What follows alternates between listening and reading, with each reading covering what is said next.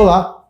Nossa República desta semana conversa com o economista e professor Vivaldo Lopes, que analisa o crescimento da economia mato-grossense nos últimos 45 anos e nos revela o futuro do Estado, seu desenvolvimento econômico e social, reforma tributária, industrialização e os efeitos da guerra promovida pelos Estados Unidos e Israel contra o Irã. Professor Vivaldo Lopes, obrigadíssimo pela sua presença, obrigado por ter aceitado o nosso convite para falar de um tema tão relevante da atualidade.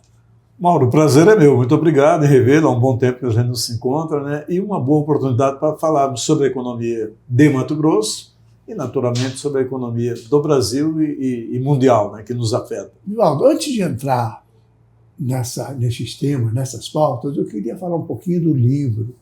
Você organizou um livro sobre a economia mato-grossense contemporânea, com outros economistas, com a visão de várias pessoas. E é um livro que tem sido muito comentado, porque virou uma espécie de olha, vamos consultar aqui. Está embasando muito estudo, muita conversa, acabou se transformando num documento acadêmico e importante, e não só acadêmico, como empresarial também. Qual foi a inspiração? Como é que Olha, isso Mauro, a surgiu? inspiração foi o seguinte: eu dei aulas durante 10 anos de economia na Faculdade de Economia da UFMT. E uma das disciplinas que eu lecionei é Economia Brasileira. É uma leitura contemporânea da economia do Brasil. E lá eu notei falta de um livro que condensasse bem, explicasse bem a economia de Mato Grosso. Por que Mato Grosso, nos últimos 45 anos, o que é 45? É da divisão de 79, 80 até 2025. Em 45 anos, Mato Grosso, que partiu de um estado que produzia para subsistência, num fenômeno mundial de produção agropecuária.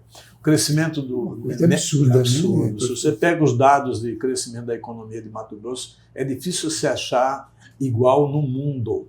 Não dá mais para comparar o crescimento de Mato Grosso com estados do Brasil. É preciso comparar com a Coreia do Sul, com o Vietnã, com lugares que tiveram China, talvez. Com a China, quando você olha o crescimento médio de 30 anos.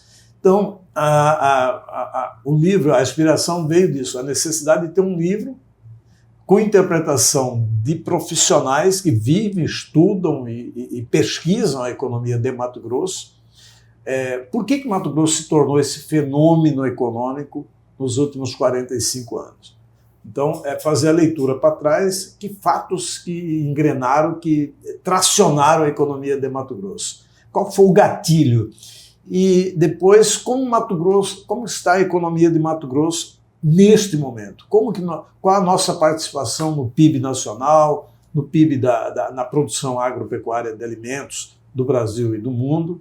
E como estaremos nos próximos 45 anos? Vamos continuar crescendo forte nos próximos 45 anos? Ou nós vamos declinar um pouco? Ou vai ter uma nova turbina, né, de uma locomotiva de crescimento? Você não quer responder essas perguntas? Porque aí é só curiosidade.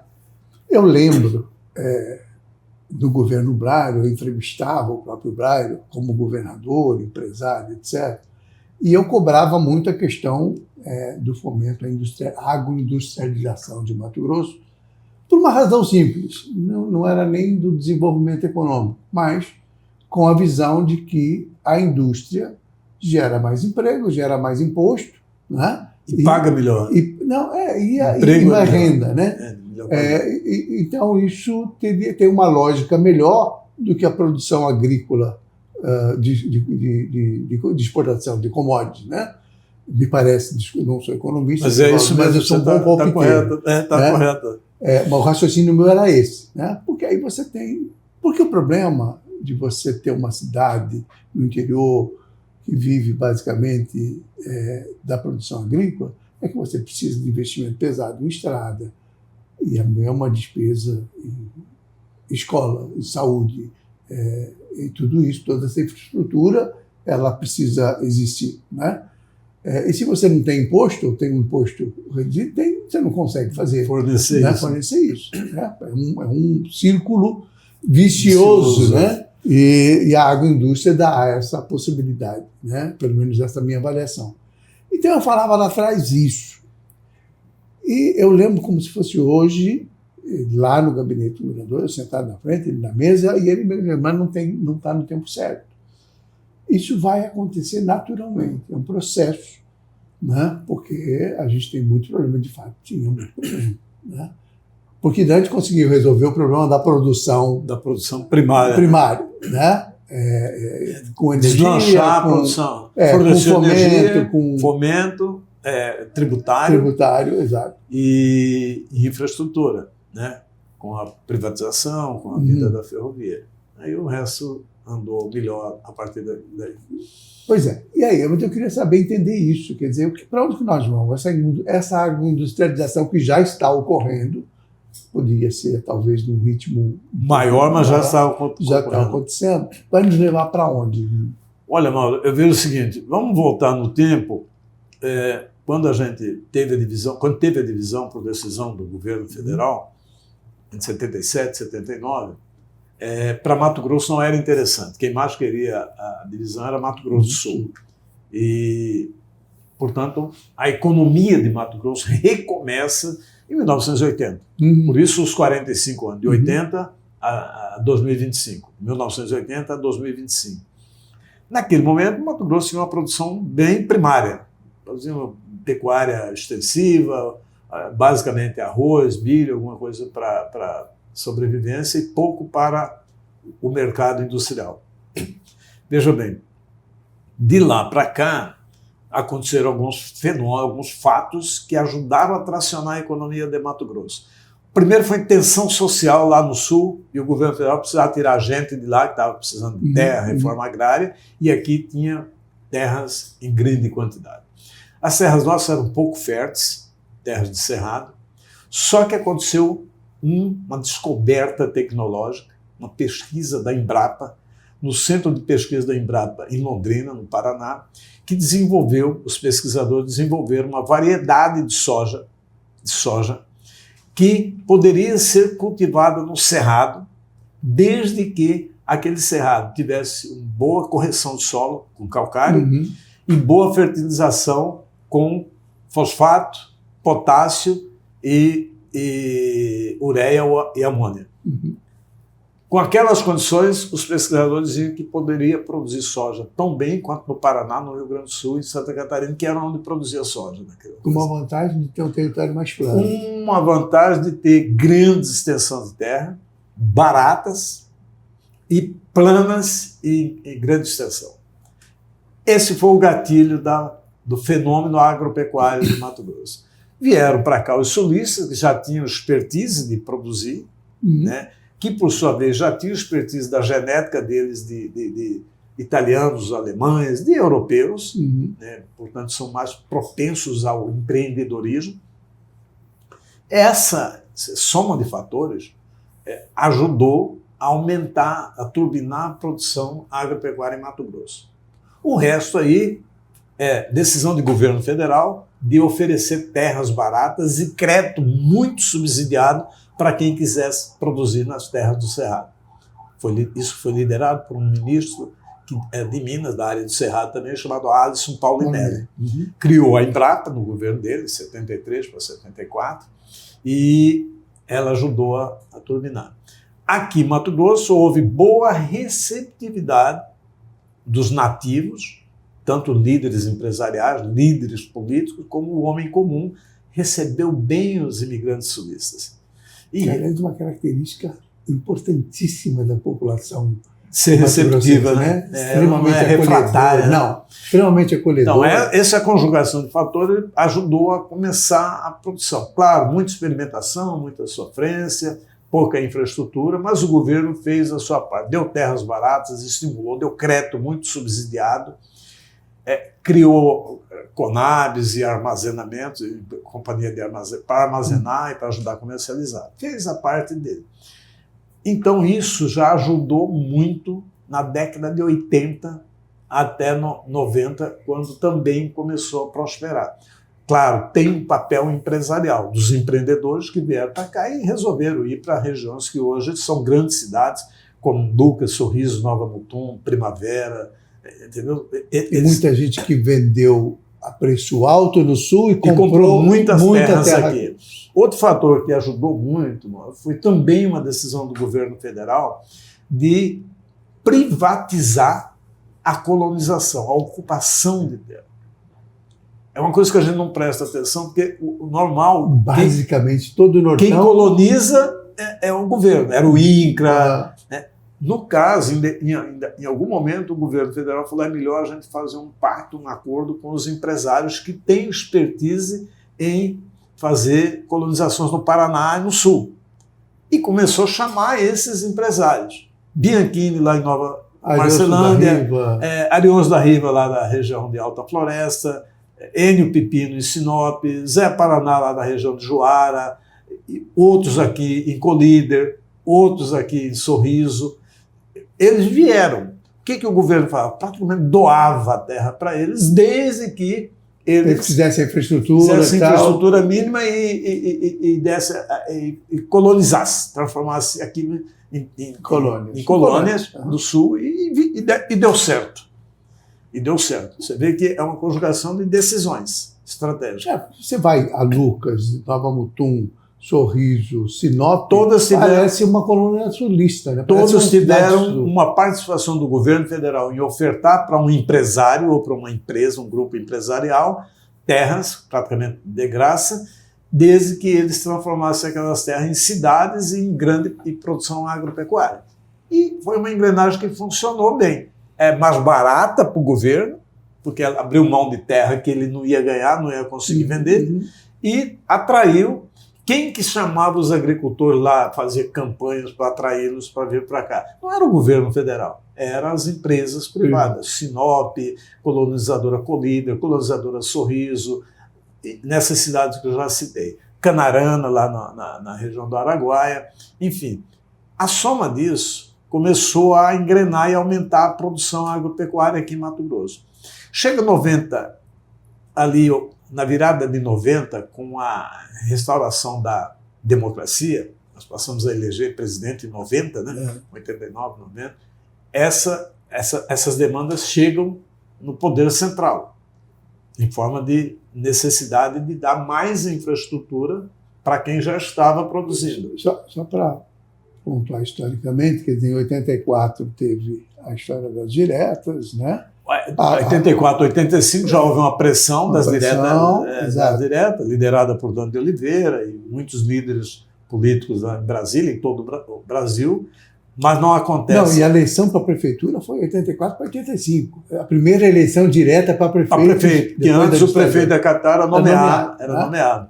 84, 85, Dante se elege prefeito de Cuiabá e aí agita politicamente, depois de ter já passado como um líder nacional, mas direta já. Isso. Bom, aí vem 90 com a eleição, elege Collor, que não dá muito certo, vem Itamar Franco e estabiliza o país. 94 vem Fernando Henrique, já com um monte de leitura de bons profissionais assessorando ele como ministro, como senador, como bancário. Um grande governo. Um grande governo. O Brasil. Revolucionário. Ele tinha que atender à pressão da democracia recém-recriada no Brasil, mais a pressão social e a pressão empresarial que queria dinamismo para a economia crescer. Surge, então, em 96, a Lei Candir. O que é a Lei Candir? É um achado tributário dizendo o seguinte: tudo que nós produzirmos no Brasil para exportar é zero de imposto. Não paga imposto municipal, não paga imposto estadual, não paga imposto federal. Portanto, criou uma possibilidade de produzir em grande quantidade para vender para o mundo todo, que naquele momento precisava da nossa produção pecuária. Recursos externos entrando para cá. Divisas. Né? Naquela ocasião, a ideia da Lei Candir era entrada mais divisa para a estabilização do câmbio, exportar mais para melhorar a balança comercial e aumentar a produção agropecuária. Todos esses objetivos foram atingidos. O dólar estabilizou, aumentamos, turbinamos as exportações. Inflação controlada. Ficou controlado, porque já tinha tido o Plano Real em 94, e turbina a produção agropecuária.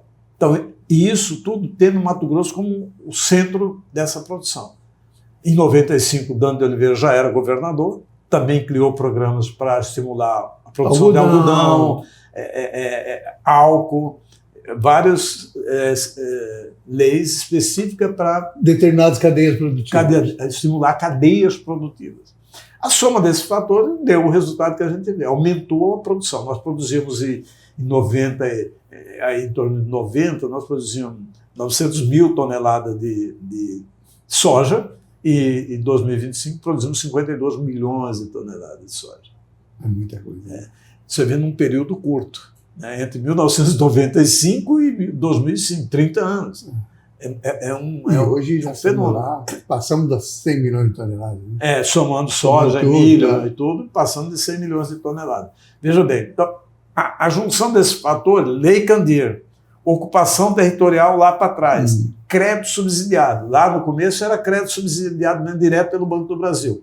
Mas depois, com o Fernando Henrique, com o Plano Real, estabilizou a economia, veio os planos safras, que também ajudam muito a financiar um custo subsidiado. O que é o plano safra? O governo fala, vamos pegar 2025, o governo fala, eu vou botar 600 bilhões de reais para financiar a produção agropecuária daquela safra, 2025.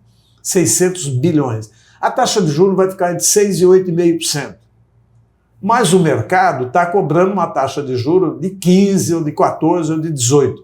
Aí o governo federal empresta a 8,5% e a diferença entre o 8,5% e o que o banco cobraria do mercado, o Tesouro Nacional paga. Isso custa 15 bilhões por ano. 15 bilhões. Que a sociedade... Então não é um dinheiro de graça, né? Não é de graça. O agricultor que toma, o pequeno, médio e grande agricultor, paga juros. Não é tão barato. Mas também não é um dinheiro caro. Não é um dinheiro que... Eu vou só dar uma ideia, uma comparação. O crédito mais barato, mais seguro e que tem menor inadimplência hoje no mercado é o crédito consignado, aquele que você empresta para o funcionário público tendo a garantia de retenção do salário. Custa de 23% a 25% ao ano.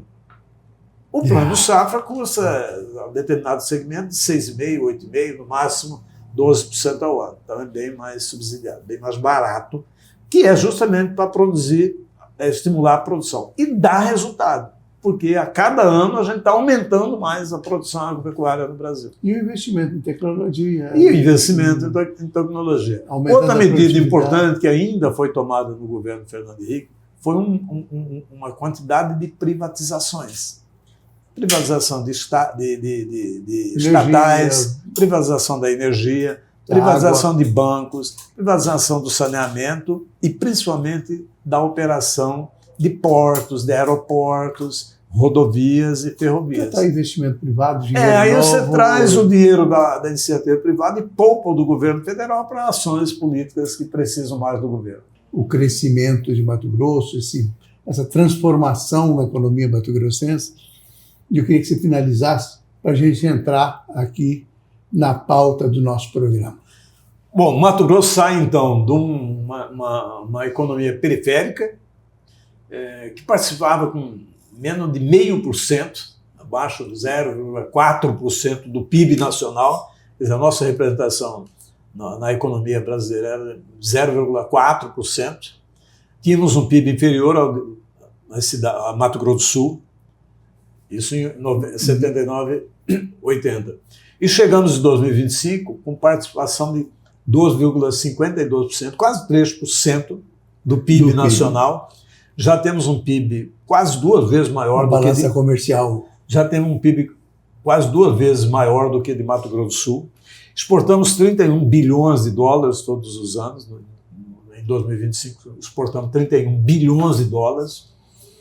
E a economia, o Estado que nos últimos 40 anos mais cresceu na economia brasileira, entre os estados brasileiros. Então, como dizer o seguinte, deu tudo certo.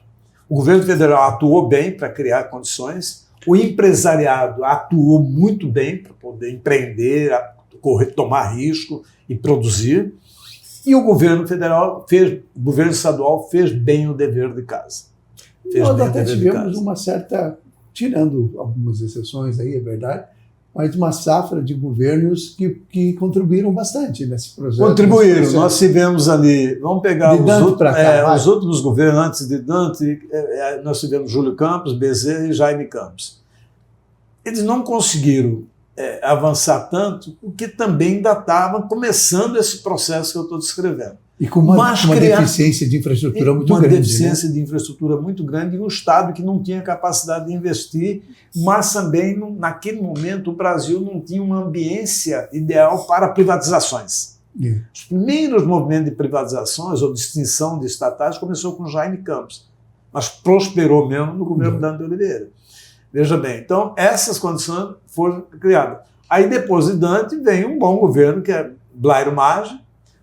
O Silval Barbosa, em termos de investimento, não fez feio, né? Tem os seus problemas, outros teve, mas em termos de continuidade do que foi o Blairo, ele não quebrou o ciclo. Tivemos um gap aí com Pedro Taques, que ficou um governo muito voltado para dentro da própria máquina.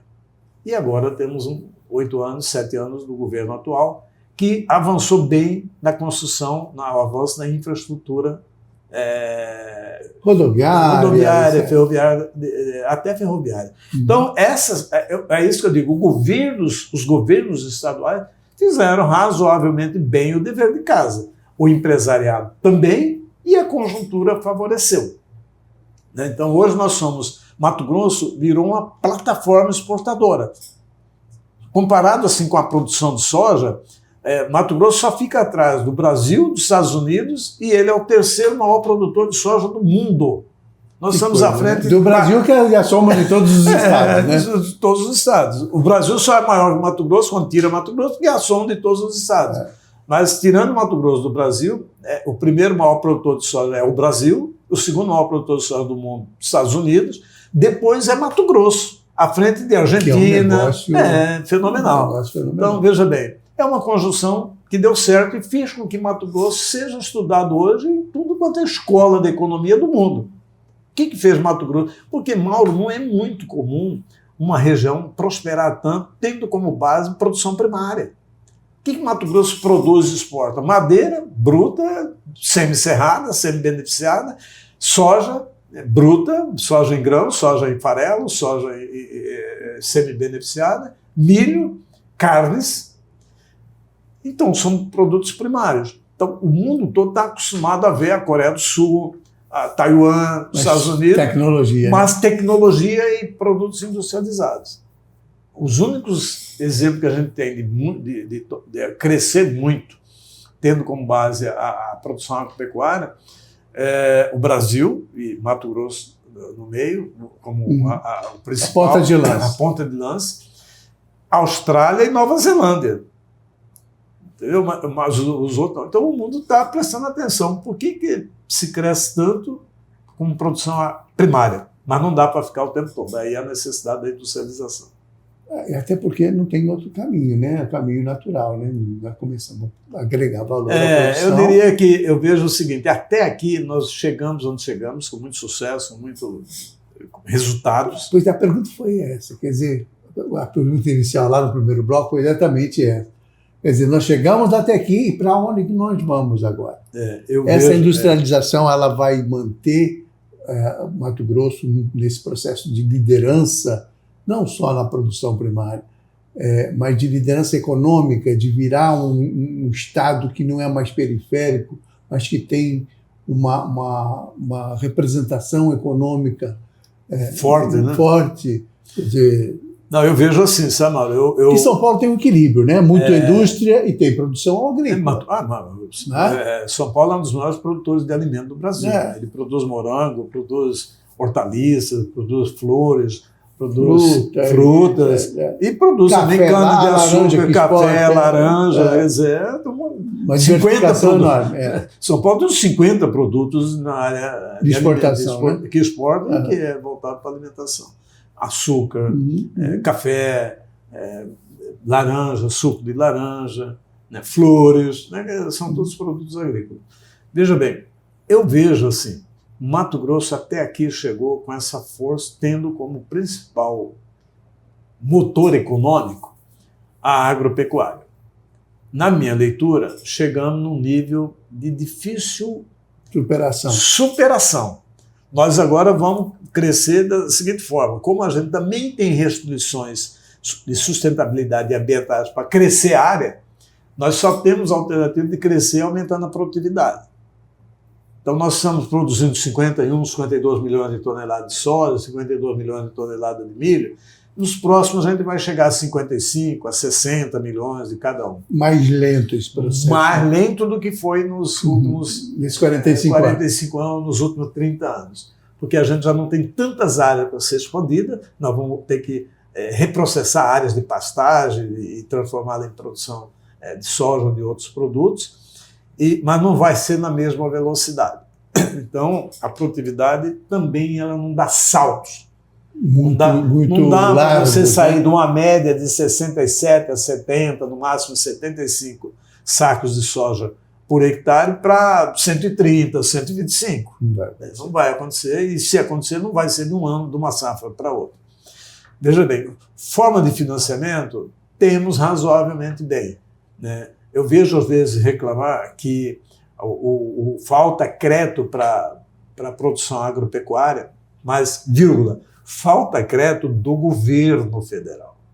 E é até bom que assim seja, para que a produção agropecuária vá procurar crédito no mercado privado, no mercado de capitais. Por exemplo, nos Estados Unidos, qualquer empresa que chega num patamar razoável como é aqui, logo ela vai, abre capital na bolsa, abre ações e se torna uma empresa de capital aberto. Aqui, a maior empresa que nós temos aqui em Mato Grosso, que é o Grupo Amage, não é uma empresa de capital aberto, ela não tem ações na bolsa. E não tem nenhuma explicação, é cultural isso? Cultural e receio, né? De abrir capital, porque tem mais risco e tem que dar mais explicações, né? Veja bem, mas é bom que a agropecuária tenha que ir no mercado privado tomar empréstimo. Hoje, do total de dinheiro que precisa para movimentar a safra aqui em Mato Grosso, só 35% a 37%, Mauro, que vem do governo federal, do plano safra. O resto eles buscam no mercado, ou através de cédulas rurais, de securitizadora, de financiamento direto com os grandes bancos. É saudável, das trades que antecipam. É saudável que assim seja. É saudável que assim seja. Você já notou que lá nos Estados Unidos você não vê as empresas reclamando que o governo não dá financiamento para eles? E não dá mesmo. O governo diz o seguinte, de financiamento... Mas é que nunca deu, né? Nunca deu. O governo federal, o governo americano, não tem um banco estatal. Lá ele não tem Banco do Brasil, não tem Caixa Econômica. Vai no mercado. Então, mas o mercado já respeita, já aprendeu a lidar com as empresas do setor agropecuário, especialmente as de Mato Grosso. Então, elas já dão crédito para esse pessoal. Então, nós temos crédito. O sistema bancário privado também, né? O sistema privado, sabe que... Hoje tem até uma disputa, né? Quem vai dar mais dinheiro é cooperativo. Cooperativo, é Bradesco, é Santander. É uma disputa boa, né? Porque cada um quer ofertar mais crédito rural do que o outro. Veja bem, então eu vejo que até aqui nós chegamos com essa força. Eu nas minhas aulas de economia, introdução à economia, tem que ser bem simplificada, né? Eu faço a seguinte analogia. Imagina que nós somos um super jato que avançamos, decolando e estamos voando em voo de cruzeiro. Mas precisamos tomar mais velocidade. Nós estamos com uma turbina, que é duas turbinas, uma turbina do setor agropecuário e uma turbina do setor de serviços de forma geral, comércio, atacado, varejo e serviço. Agora vem uma terceira turbina para a economia de Mato Grosso, que é a indústria, que é a industrialização, que é o processamento da nossa produção agropecuária. Vou dar um exemplo, Mauro. Em 2015, Mato Grosso produzia, e também, às vezes, assusta quando a gente fala que o que vai avançar é a industrialização. Parte do setor agropecuário fica com medo dele ser deixado para trás, achando que a indústria avança muito, todo mundo vai esquecer a agropecuária. E também tem a questão da exportação ser desonerada, que também estimula, né? facilita. Eu vou pagar imposto para quê? Vou mandar embora. Né? Por que eu vou gastar meu dinheiro com industrialização? E quando industrializa, ele tende a ficar mais no mercado doméstico. Veja bem, mas não. Ao contrário, a industrialização ele ajuda a turbinar a agropecuária. Vamos a um exemplo prático. Em 2015, Mato Grosso produzia 12 milhões de toneladas de milho e tinha 2 fábricas de etanol de milho que operavam, faziam um período do ano etanol de cana-de-açúcar e o outro período etanol de milho. 2. Em 2015. Desculpe, em 2015. Em 2025, 10 anos à frente, olha bem, mano, em vez de 2, Mato Grosso agora tem 15 fábricas, usinas só de etanol de milho. 15. E tem 6 em construção. Até o final de 26, 27, nós vamos ter 21 usinas produzindo etanol só à base de milho. Olha bem, em 2015, Mato Grosso produzia 12 milhões de toneladas de milho. Em 2025, produziu 52 milhões de toneladas. Acrescentamos em 10 anos 40 milhões de toneladas de milho. E porque grande parte desses 40 milhões de toneladas, mano, foram para as usinas de etanol de milho. Elas viraram ração, viraram para frango, para suíno, para boi, para outros produtos. Uma grande parte deles foram entregues nas usinas para processamento de etanol de milho. Então, o que eu quero dizer isso? Quando há uma boa industrialização, ela demanda mais a produção de grãos, a produção primária, para ela poder transformar em produtos industrializados. Então, uma coisa não anula a outra, ao contrário, ela se estimula, né? Estimula. Então, eu vejo assim, chegamos até aqui com um conjunto de ações integradas. Eu falo integrado, parece que é tudo uma suavidade só. Não é, é uma briga. Você já teve no governo, eu também. É uma constante briga dos empresários achando que o governo não está dando apoio suficiente, o governo achando que os empresários só querem subsídio, não quer pagar imposto, mas quer infraestrutura e quer tudo mais. É aquela briga de sempre, até chegar no meio termo ali que é saudável para os dois lados. Veja bem. Então, nesse período, a gente chegou num patamar de que precisamos dar outro salto qualitativo. Mas esse seu raciocínio nos remete necessariamente a uma aceleração da agroindustrialização. Da agroindustrialização. E das cadeias produtivas. Das cadeias produtivas. Veja bem, outro fator que ajudou a turbinar a produção de soja, de milho aqui, é o biodiesel. O governo, olha bem, de novo o governo federal tomou a decisão de que tinha que ter 10% na gasolina de etanol. Já passou para 15%, já está chegando a 27%. E também estabeleceu... No diesel é a mesma coisa. No diesel é a mesma coisa. Então, o diesel tinha que ter biodiesel. De onde que vem o biodiesel? Basicamente vem da soja. Vem de outros produtos, vem do sebo, vem mas vem da soja. Então, também exige mais produção. Então, a mistura de etanol na gasolina e biodiesel no diesel ajudou também a aumentar a produção agropecuária. Ao mesmo tempo, estimula a industrialização. Nós não tínhamos fábricas de biodiesel aqui em Mato Grosso. Agora deve ter pelo menos umas 12. Porque tem uma demanda para misturar. Tem demanda, está saindo e está avançando tecnologicamente. E também, mais, os grupos normalmente são eles próprios. Né? Boa parte de grupos agropecuários acaba montando uma usina para processar, industrializar a sua própria produção. E é uma otimização correta, né? Diversificação correta. Ele diversifica e garante o fornecimento do insumo para o biodiesel. Você acha, por exemplo, Vivaldo, esse papo é apaixonante, né?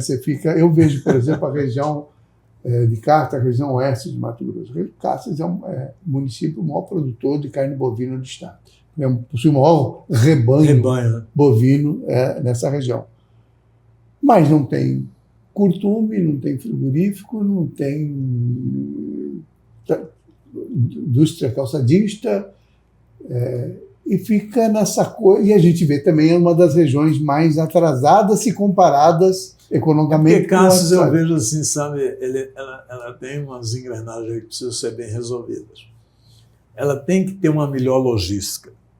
E ela foi impedida pela hidrovia. Não ter a hidrovia é um atraso para casa. É bom que a gente registre isso, porque o povo que está no mundo político, às vezes, não pode falar como eu falo, eu sou um economista, um consultor independente. Mas foi sim um atraso para Cassis a não viabilização da hidrovia. A não existência da hidrovia inviabiliza a ZPE, que é um centro de produção industrial. Para exportação, né? Você vai produzir uma grande quantidade para exportar, não dá para você calibrar tudo aquilo saindo de rodovia. Não tem como. Segundo, ela não tem uma ferrovia. Aliás, essa grande indústria de gás vai levar a ferrovia até lá, né? Para que ela se integre, é isso. Na verdade, o ideal é a ferrovia passar por Cassis e ir para Porto Velho.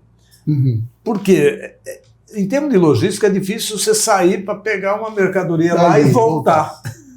Que é 200 quilômetros de Cuiabá. Né? Então, Cassis tem que ser um entreposto, onde chega a hidrovia, chega a rodovia, chega a ferrovia, mas segue adiante no rumo, por exemplo, de Porto Velho. Que ela tanto leva a produção daqui, que passa para cá, e de lá sai, como alvo ter frete de retorno. Então, acho que isso viabilizaria muito Cáceres.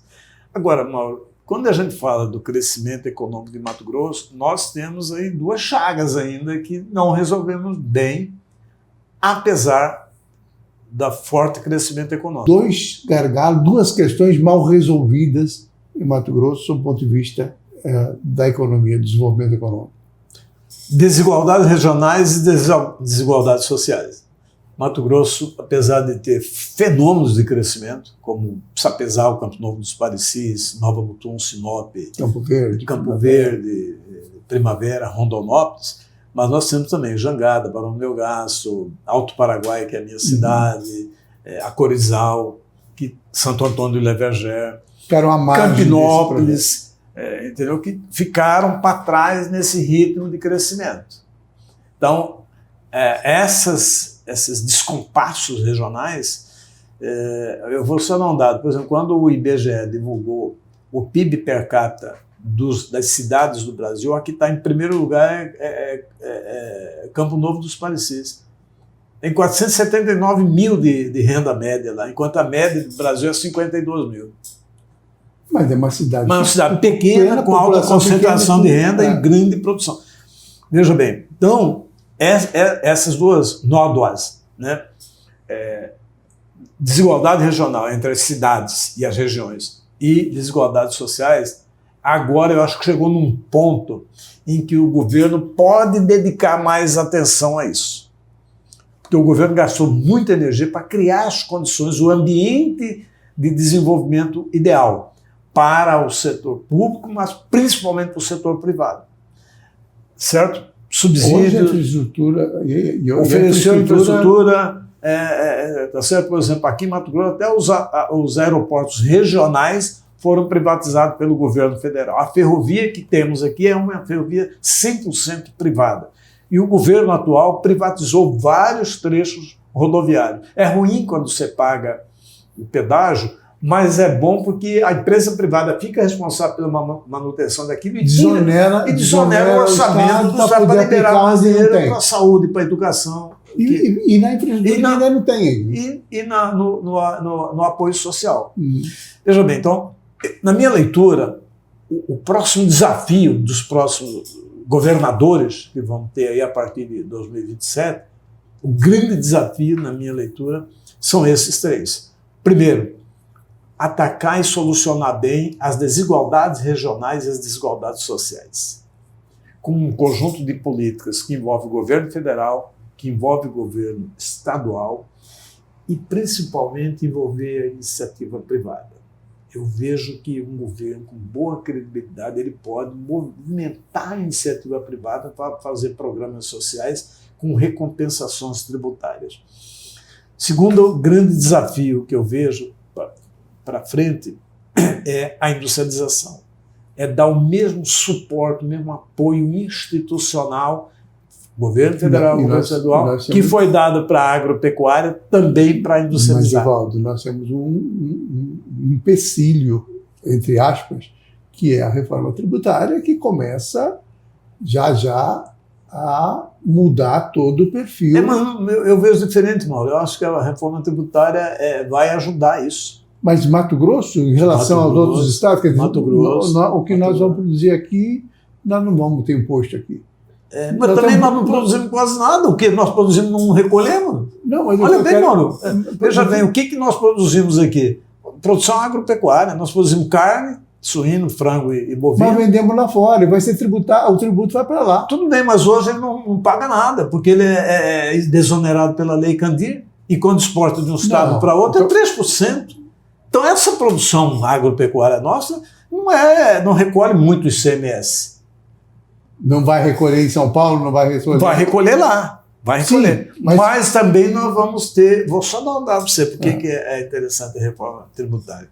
Mauro, depois daquela greve de 2018 dos caminhoneiros, o grupo das grandes trade resolveu se juntar e montar uma grande transportadora para transportar a produção deles. Dreyfus, Amage, Cargill, Bunge e JBS.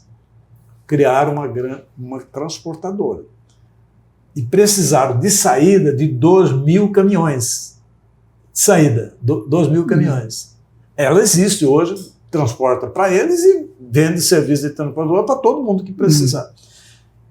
Eles precisaram de 2.000 caminhões. Compraram os 2.000 caminhões. As indústrias demoraram a entregar, mas entregaram 2.000 caminhões. Quando esses caminhões vieram para cá, sabe onde que ficou o ICMS deles? Ficou em Caxias do Sul, ficou no Paraná e ficou lá em São Paulo, onde tem as indústrias de caminhões. Aqui, zero de ICMS. Com a reforma tributária, qualquer caminhão que você comprar e ele for trazido para cá, vai recolher aqui. Os tratores e as colheitadeiras usados na nossa agropecuária recolhem ICMS lá onde está a fábrica deles. Daqui, com a reforma tributária, vai recolher aqui. Mato Grosso tem pouca população, 4 milhões de habitantes, é um mercado pequeno, mas nós temos, dentro desses 4 milhões, nós temos alto consumo. Áreas de alto consumo, consumo elevadíssimo, como a região que eu já falei, Cuiabá, Rondonópolis, Lucas, Sorriso, Nova Mutum. Vai enriquecer mais essas cidades. Elas vão consumir mais, e tudo que elas consumirem mais vai recolher o ICMS aqui em Mato Grosso. Então eu não vejo a reforma tributária como uma ameaça, eu vejo como uma oportunidade. Por quê? Porque ela vai desonerar o custo da empresa privada. Sabe por que eu fiz essa pergunta quando você falava sobre a questão do papel do Estado nessa coisa? Nós temos o fim da guerra fiscal, o fim dos incentivos fiscais. Quer dizer, como é que Mato Grosso vai conseguir atrair bons investimentos privados na industrialização, sem oferecer absolutamente nada a não ser a própria produção? Você acha que resolve? Vamos ter um problema no começo, porque boa parte das empresas hoje ainda tomam decisão de implantar os seus negócios em determinado lugar. Em função do centro consumidor. Ainda usa o benefício tributário para ir para um lugar ou para outro. Primeira decisão de quem vai implantar uma fábrica, um negócio, não é o benefício tributário, é as oportunidades do negócio. Tem insumo perto, por exemplo, vou dar um exemplo. Quando em 2010 ou 2009, não me lembro, a Sadia resolveu construir a maior fábrica dela lá em Lucas do Rio Verde, não foi apenas pelos incentivos tributários, é porque 95%, Mauro, da ração está lá. Está lá. 95% da ração de um suíno ou de um frango é soja, sorgo e milho. Estão lá do lado da fábrica. Antes ele tinha que pegar essa soja, levar até Toledo, virar a ração para alimentar lá e depois mandar... o custo disso acaba sendo bem maior do que estruturar uma fábrica lá. Do que estruturar uma fábrica lá. Claro, depois e distribuir o produto. E distribuir o produto para lá, que está longe uma parte do consumo. Depois que ele decidiu isso, ele vai ver se tem um incentivo fiscal que reduz ainda mais o custo dele.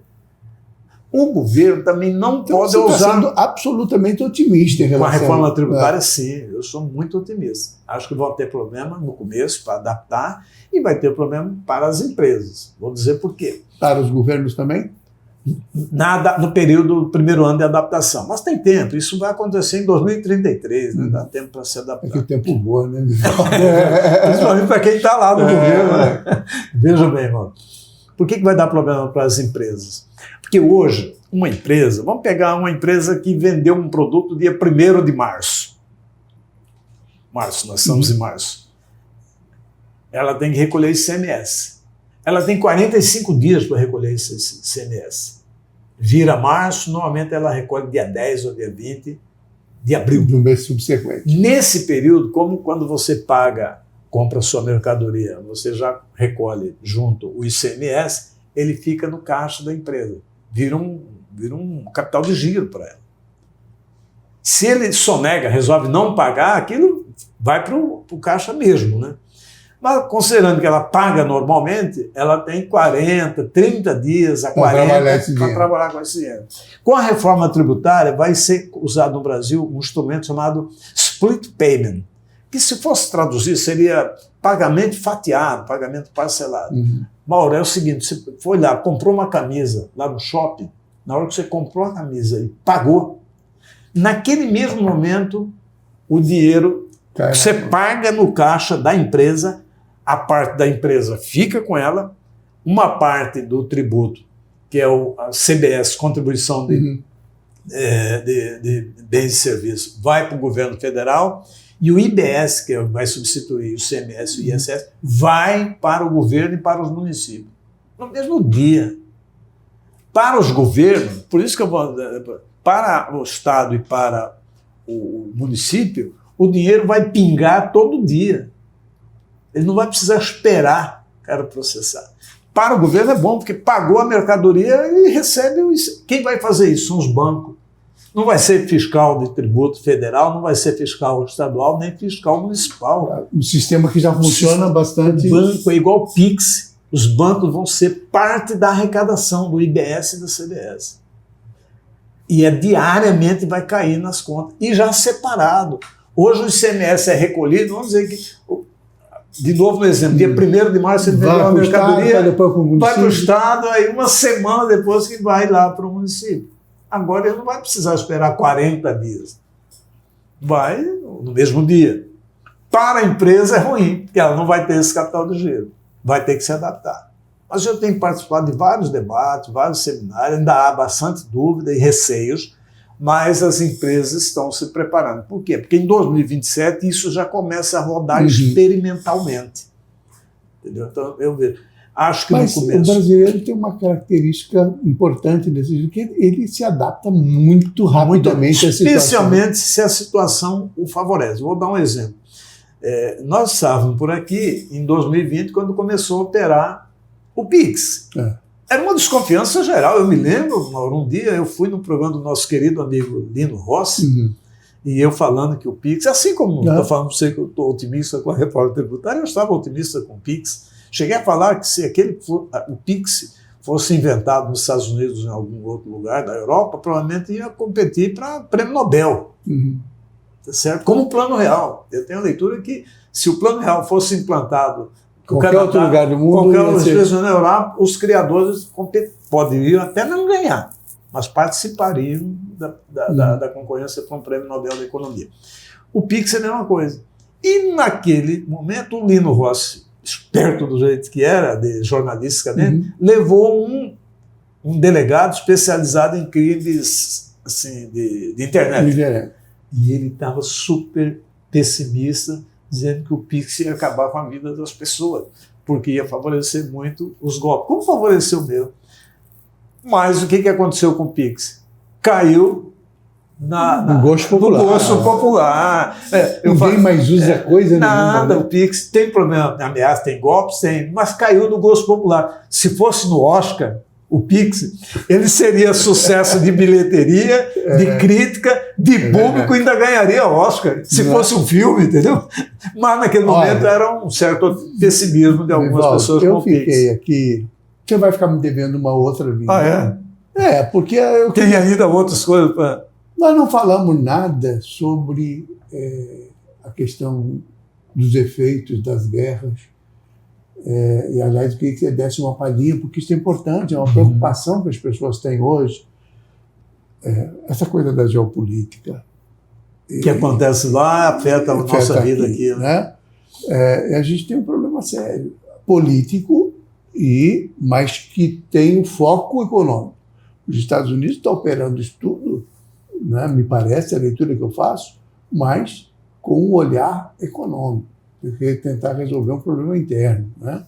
Então, a gente precisa aprofundar esse debate, entender o que essa guerra dos Estados Unidos e de Israel contra o Irã provoca aqui, além da questão do petróleo, essa coisa, esse teste que foi feito nos Estados Unidos em relação à Venezuela, a essa captura aí do presidente Fernando Hollande, além, obviamente, do efeito político, né? Mas efeito econômico em relação ao petróleo, e também o controle de Cuba, coitada. A ilha virou desumana, a situação ficou desumana. Desumana, completamente desleal, sem menor critério de humanidade, sem menor preocupação, né? E essa coisa da dominação que vem sendo vislumbrando. Virou a política do atual governo americano. E que ameaça todo mundo, Brasil inclusive. Né? Então, essa conversa você vai ficar me devendo, porque não, sem problema, acho que ela é importante, porque a gente comemora Mato Grosso. Para entender comemora Mato Grosso, mas Mato Grosso tem terras raras. Goiás tem terras raras. Daí a pouco vira uma ameaça para gente. O nosso petróleo está aí, né, na foz do Amazonas, essa preocupação. E aí? Né? Então, virou uma insegurança. E aí eu econômica, uma incerteza. Olha, mas eu vou dar uma palhinha só sobre os efeitos da invasão, imediatos da invasão do Irã e dos Estados Unidos e Israel com relação a nós. Como que chega aqui para a gente? Chega o aumento do petróleo.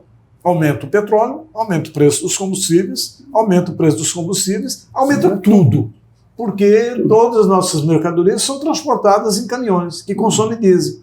O diesel teve um aumento de mais de 20% entre o dia que começou a guerra e até agora.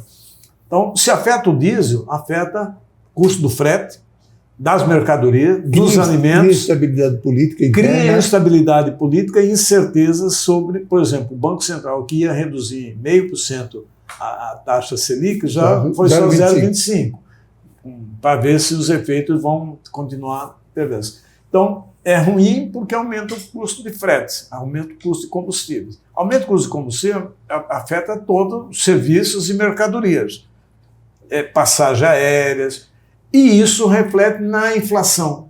Se aumenta a inflação, o Banco Central para de reduzir, e se brincar pode até voltar a aumentar. Né? Então, os efeitos das loucuras do senhor Trump são essas: desestabilizar, criar incertezas econômicas para investimentos daqui para frente, afeta o câmbio. Quando afeta o câmbio, afeta também uma série de outros custos que têm interligação com o câmbio, com o dólar, e principalmente aumenta a inflação. Nossa República vai ficando por aqui. Até a próxima semana, com uma nova e importante entrevista, tal como essa aqui, com o economista Vivaldo Lopes. Conto sempre com a sua audiência.